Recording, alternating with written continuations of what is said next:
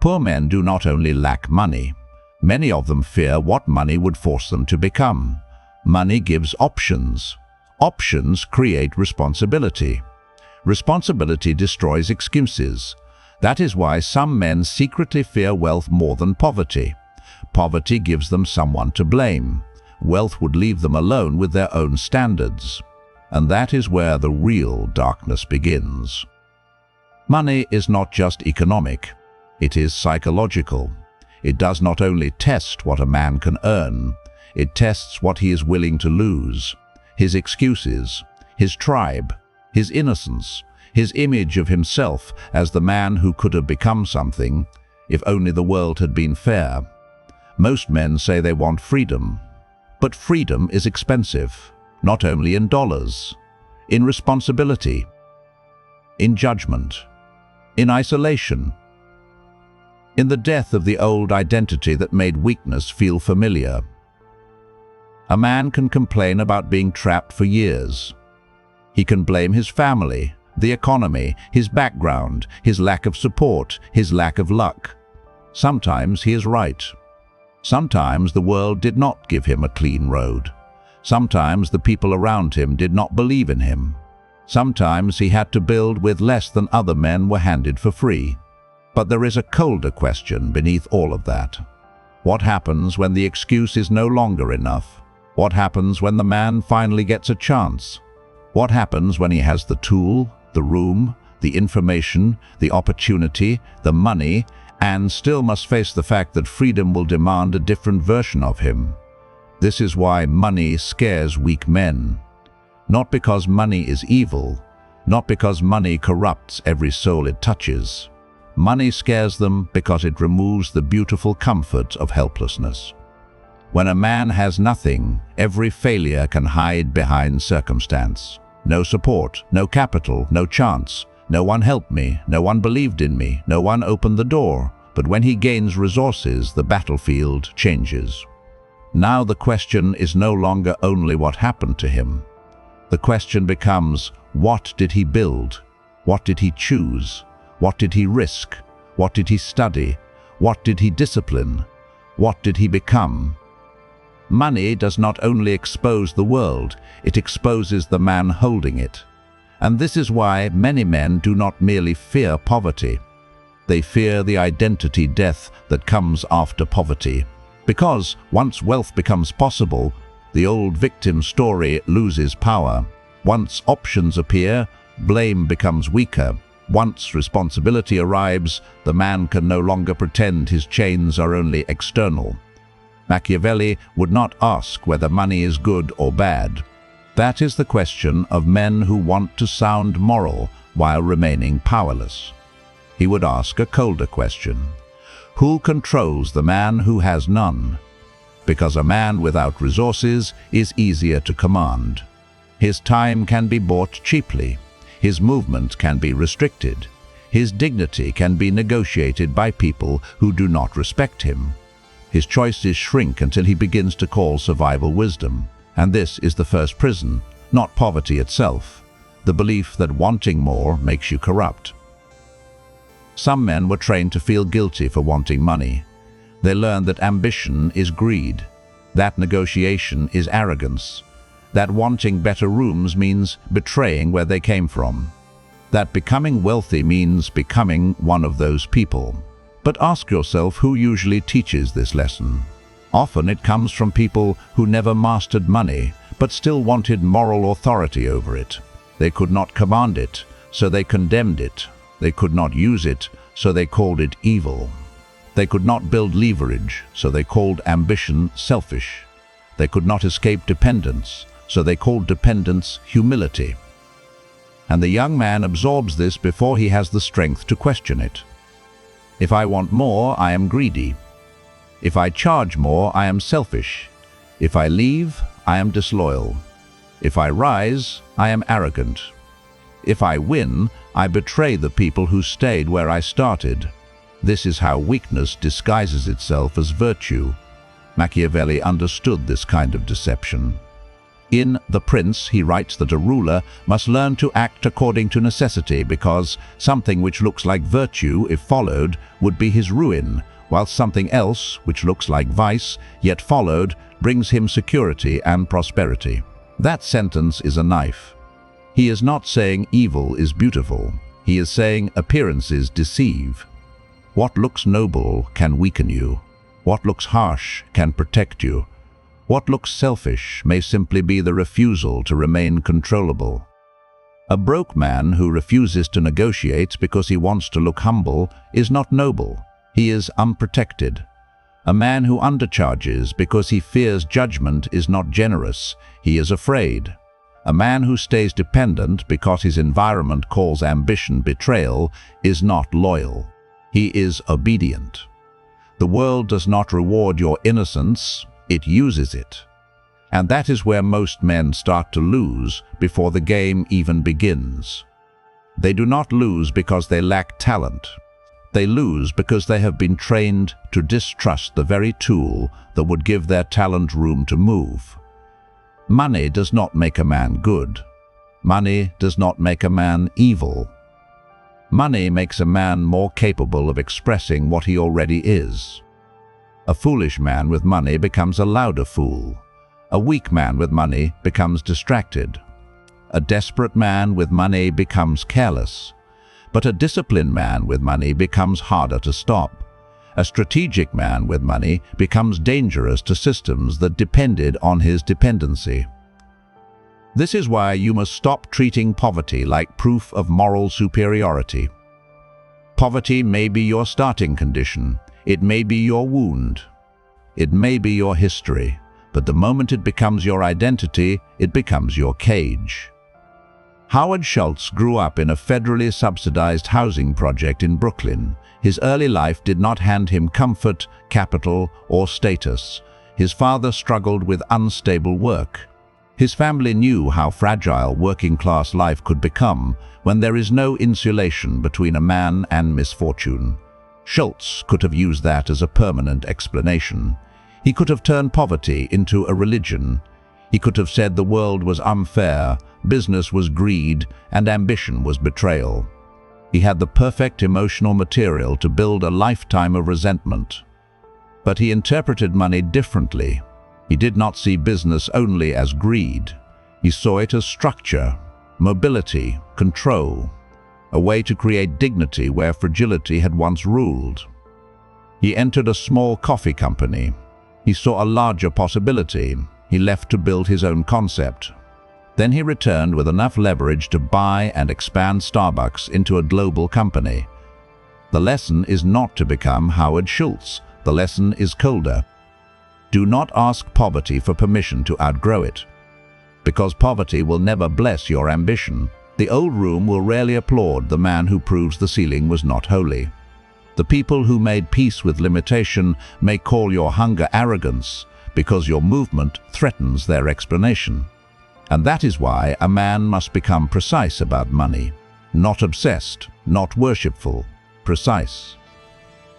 Machiavelli warns in The Prince that excessive generosity can ruin a ruler because it drains his resources and makes him dependent.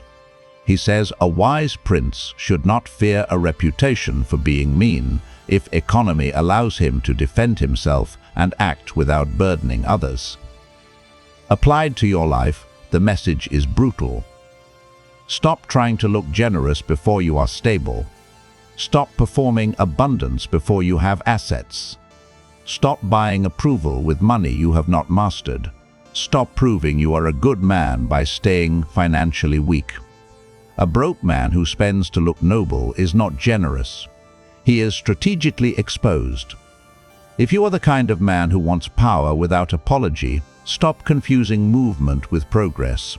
You already know comfort is not saving you, but your real problem is that you still want permission from people who benefit from your hesitation. If you keep performing weakness as humility, you will become older, bitter, and easier to command. Inside Patreon, you get deeper, exclusive, unfiltered breakdowns on power, money, discipline, and psychological control, so you can stop reacting to the world and start building leverage with precision. This is not for men who want entertainment. It is for men who are done begging life to become fair. The decision is yours. But guilt is only the first chain. The second chain is more dangerous because even when a man stops feeling guilty about money, he still fears what happens if he loses it. Many men do not avoid wealth because they are lazy. They avoid wealth because wealth introduces risk, and risk terrifies the man who was trained to survive, not command. A poor man often learns one rule early: do not lose what little you have. Do not gamble with stability. Do not ask for too much. Do not leave the safe position. Do not expose yourself. At first, this looks wise, and in certain seasons it is wise. A child must survive. A family under pressure must protect what little it has. A man with no safety net cannot pretend consequences do not exist. But survival logic becomes a prison when it is applied to every stage of life. There comes a point where the same caution that protected you begins to reduce you. The same fear that kept you alive keeps you small. The same instinct that prevented collapse begins to prevent expansion. Machiavelli understood this through the tension between fortune and capacity. Fortune is circumstance, luck, timing, chaos, the world you did not choose. Capacity is force of character, adaptability, courage, strategic action, the ability to move when the conditions are imperfect and still make reality bend in your direction. In The Prince, Machiavelli writes that fortune may control part of human affairs, but still leaves a portion for men to direct. That is the mature view. You do not control everything, but you are not excused from controlling what remains. And this is where poor men often betray themselves. They fear losing money more than they desire gaining freedom. So their entire life becomes defensive. They do not invest in skill because the cost feels too real. They do not negotiate because rejection feels too humiliating. They do not start the project because public failure feels too dangerous.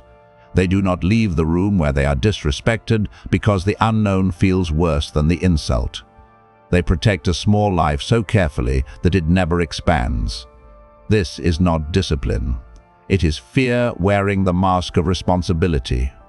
Daniel Kahneman and Amos Tversky's prospect theory showed that people often weigh losses more heavily than equivalent gains. This is commonly discussed as loss aversion. In practical life, this means the pain of possibly losing can overpower the desire to gain. That explains why a man stays underpaid. The possible loss feels louder than the possible raise. It explains why he avoids investing in a skill. The cost feels more real than future leverage. It explains why he refuses to build publicly. Embarrassment feels stronger than opportunity. Loss aversion is not weakness by itself. It is human. But if a man never confronts it, it becomes his governor. The poor man who never studies this becomes controlled by invisible mathematics. He thinks he is being realistic, but he is only obeying the emotional weight of potential loss. He thinks he is protecting himself, but he is protecting the version of himself that learned how to survive yesterday. And yesterday cannot command tomorrow. Jan Koum, the co-founder of WhatsApp, understood scarcity without needing a professor to explain it to him. He immigrated from Ukraine to the United States. His family used food stamps. He had seen what it meant to live close to the edge, where small problems become large threats because there is no financial wall between you and consequence. But Koum did not turn scarcity into worship. He did not make poverty sacred. He did not build his identity around being the man who had less. He observed systems. He understood communication. He saw that people wanted a simple, private, useful way to connect, and he built something useful enough that capital had to notice. Years later, WhatsApp was acquired by Facebook in a deal reported at $19 billion. The point is not that every poor man will build WhatsApp. That is childish. The point is that scarcity can teach two opposite lessons. To the weak man, scarcity teaches fear. To the strategic man, scarcity teaches design. One man says, "I came from nothing, so I must protect everything." The other man says, "I came from nothing, so I must understand what creates value." That is the difference between survival and command. Kuhn did not escape scarcity by worshipping money. He escaped by building something useful enough that money moved toward him. That is the part most men do not want to hear. The market does not care about your pain until your pain becomes insight. It does not pay you because you suffered. It pays you because your suffering sharpened your ability to solve a problem. This is where Machiavelli becomes useful again. The successful man is not the man who simply works hard. It is the man who understands the spirit of the time and adjusts his actions to reality. The poor man who stays poor psychologically keeps using old survival scripts in a new battlefield. He protects wages when he should build leverage. He protects comfort when he should build skill. He protects reputation when he should build proof. He protects belonging when he should build independence. He calls this being careful. But sometimes careful is just fear with better manners. The stronger belief is not, "I must avoid losing." The stronger belief is, "I must learn which losses buy position." Not every risk is intelligent. Not every opportunity is real. Not every investment is wise. Machiavelli is not a gambler. He is a strategist. The point is not to chase danger. The point is to stop treating all uncertainty as death. Because the man who treats every risk as death eventually becomes loyal to a life that is already killing him slowly. But even when a man overcomes the fear of loss, another fear appears. The fear of betrayal. Not betrayal by others. Betrayal of where he came from. Some men do not fear becoming rich. They fear becoming unrecognizable. Money changes your environment, but before it does that, it threatens your identity. If you grew up around people who mocked ambition, your success becomes an accusation. If your family survived by lowering expectations, your hunger looks like disrespect. If your friends bonded through struggle, your improvement feels like abandonment. So you begin to hesitate. You do not want to make them uncomfortable. You do not want to look arrogant. You do not want to be judged. You do not want to become one of those people. And slowly, you let the old tribe define the ceiling of your new life. This is not loyalty. It is fear disguised as belonging. A man from a poor environment often inherits two conflicting desires. He wants freedom, but he also wants permission from the people who normalized his confinement. He wants money, but he does not want the judgment that comes with wanting money. He wants status, but he fears being accused of thinking he is better. So he chooses a quiet sabotage. He studies but does not publish. He plans but does not sell. He dreams but does not negotiate. He works but does not position. He does just enough to feel ambitious but not enough to become undeniable. That is one of the darkest forms of self-betrayal. Not failure, controlled underperformance. The man keeps himself slightly below his potential, so the people around him do not feel accused by his rise. Machiavelli understood that people do not respond only to truth. They respond to position, appearance, advantage, and threat. In The Prince, he says, "Everyone sees what you appear to be. Few really know what you are." He was speaking about rulers and perception. But modern status obeys the same law. People respond first to signals, then to substance. They may say they respect your heart, but they often react to your proof. They may say they want the best for you, but they become uncomfortable when your best forces them to confront their own excuses. This does not mean everyone around you is evil. It means affection is not the same as strategic support. A family can love you and still fear your rise. A friend can like you and still need you beneath him. A community can praise loyalty and still punish the man who stops being predictable.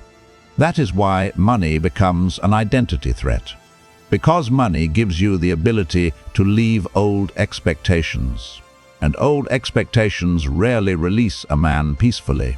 The old belief says, if I become successful, I betray where I came from. The stronger belief says, if I remain weak to comfort where I came from, I betray what I could become. You are not obligated to stay understandable to people who only understood your limitations. But there is an even darker layer. Money does not only threaten your identity, it exposes your excuses. Poverty can hide a man from himself. Money cannot. When you have nothing, failure feels explainable. No capital, no access, no support, no chance, no room, no time, no one believed. And many of these things may be true, but truth can still become a hiding place. The unsupported man faces a dangerous temptation. He can take real disadvantage and turn it into permanent exemption. He can take the facts of his hardship and use them as a shield against responsibility. This is why money terrifies him. Because if he ever gets resources, the shield begins to crack. Now he has time. Now he has tools. Now he has options. Now he has a chance. And now the world asks the question he spent years avoiding. What will you do without your favorite excuse? This is where many men unconsciously sabotage progress. They spend money badly so they can return to familiar struggle. They avoid better rooms because better rooms demand better standards. They reject opportunity because opportunity would reveal their lack of preparation. They call wealthy people corrupt because it protects them from competing. They call disciplined men lucky because it protects them from comparing routines. They call the market unfair because it protects them from studying value. Then they wonder why nothing changes. The famous marshmallow test research is often used to praise delayed gratification. Early studies linked a child's ability to wait with later outcomes. Later replication work found that the effect became smaller when broader background factors were considered.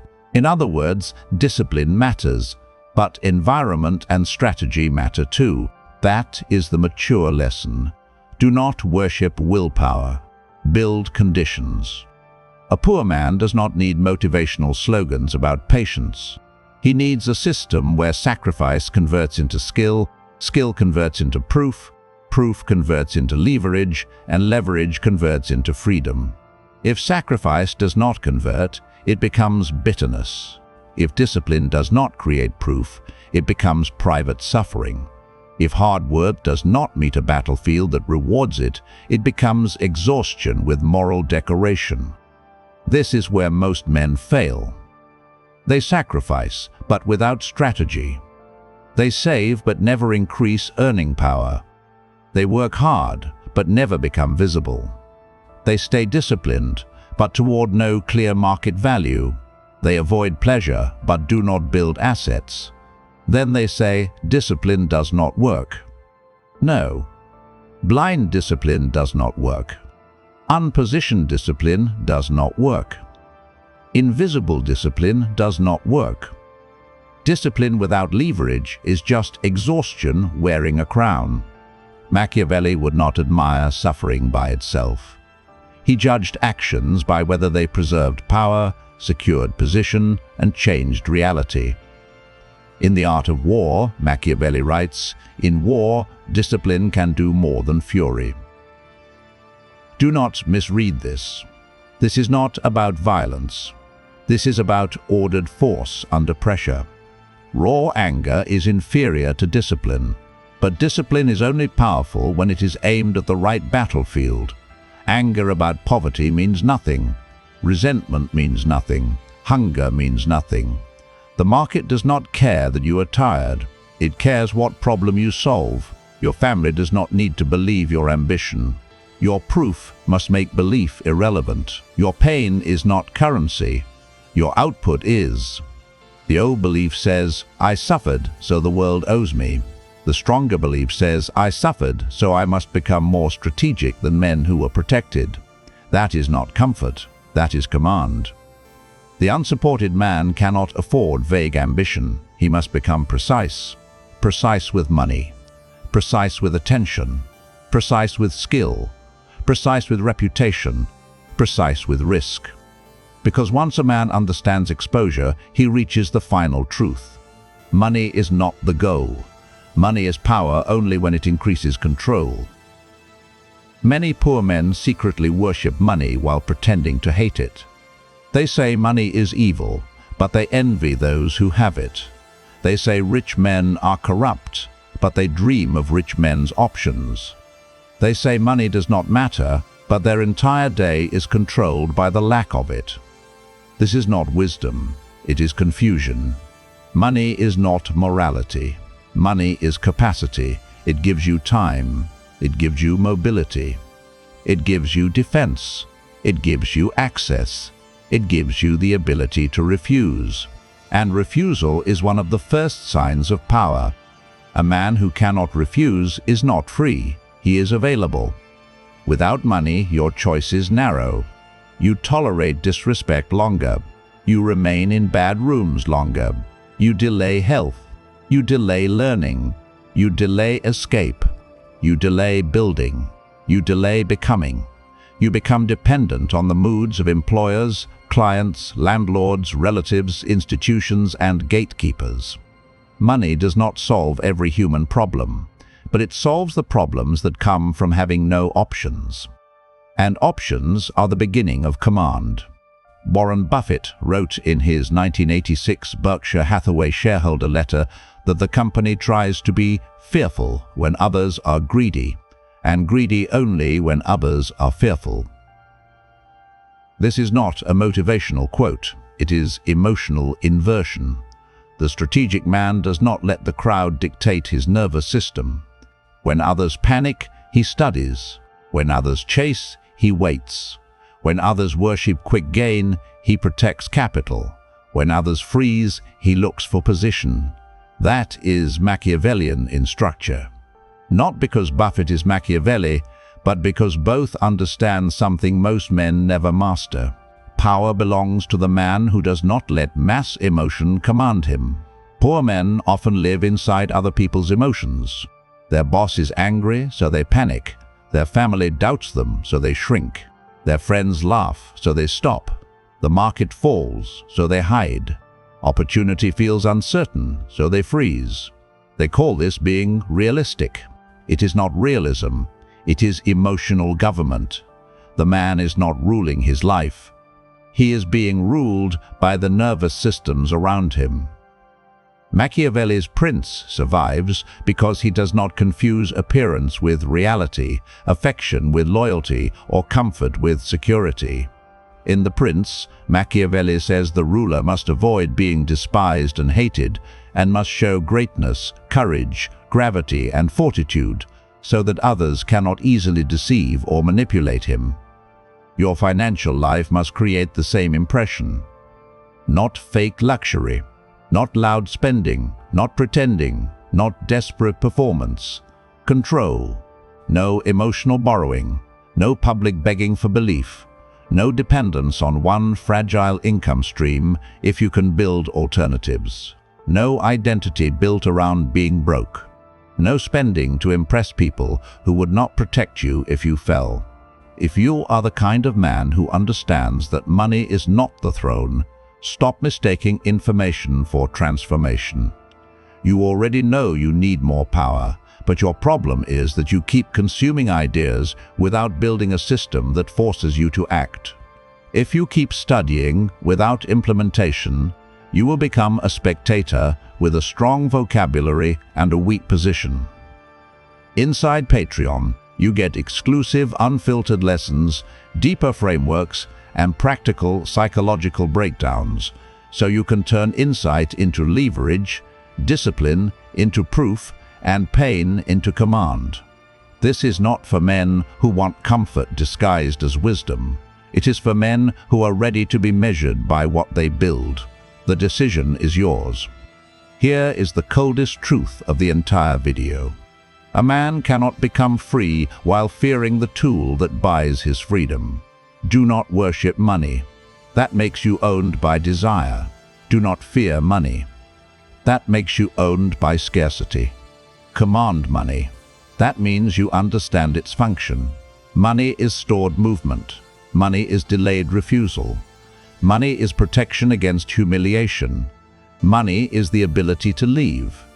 Money is the ability to build without asking. Money is the ability to say no without explaining. Money is not the throne. It is the road to the room where thrones are negotiated. Machiavelli did not write a personal finance manual. He wrote about states, rulers, armies, republics, fortune, fear, reputation, necessity, and power. So any modern application must be an analogy, not a distortion. But the analogy is strong because human nature has not changed. Men still confuse appearance with reality. Men still hide fear behind virtue. Men still obey incentives more than ideals. Men still respect visible proof more than invisible potential. Men still break obligations when advantage changes. Men still judge by results. And money sits inside all of this. Money touches guilt, fear, status, identity, belonging, risk, freedom, control. That is why poor men fear it. Not all poor men, but many. Because money does not only ask, can you earn? It asks, can you change? Can you leave? Can you stand judgment? Can you risk loss? Can you stop needing approval? Can you hold power without becoming stupid? Can you build without applause? Can you command options without being consumed by them? That is the real test. Machiavelli's lesson is not be cruel. It is not be greedy. It is not betray everyone. Those are childish readings. His lesson is colder. Reality does not reward the man who needs the world to be fair before he acts. Reality rewards the man who studies power as it is. In The Prince, Machiavelli says the ruler must be both fox and lion, the fox to recognize snares, the lion to frighten wolves. For the modern man, this means be fox enough to see the money scripts that trained you. Be lion enough to break them. Be fox enough to see risk clearly. Be lion enough to act when the opportunity is real. Be fox enough to understand perception. Be lion enough to build proof. Be fox enough to know that support often comes with ownership. Be lion enough to build without it. Money is not salvation. Money is not virtue. Money is not identity. Money is a lever. And the unsupported man must understand levers. Because without leverage, effort becomes charity. Without proof, ambition becomes noise. Without resources, freedom becomes fantasy. Without control, morality becomes a speech delivered from inside a cage. So stop worshipping money. Stop fearing money. Start commanding it. The man who fears money fears options. The man who fears options fears responsibility. The man who fears responsibility fears freedom. And the man who fears freedom will always find the master and call it safety.